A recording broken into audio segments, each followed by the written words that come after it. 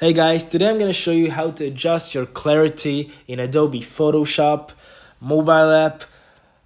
First, I want to say one thing. Please subscribe, comment, and like our videos because it really helps us grow. Okay, now let's jump into that. Here I am at the main page of the Photoshop app. We're gonna click on Photo Editor. At the top, there's this blue button called Photo Editor. Let's click on that.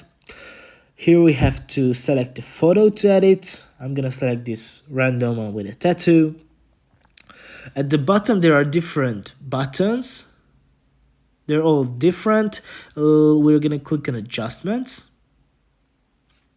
After that, Effects. And here, Clarity. Here is this thing which you can adjust. You can really do anything with it. You can make it smooth or harsh as much as you would like. So you can play with it as much as you would like. Okay guys, that's how you adjust your clarity. See you in the next one.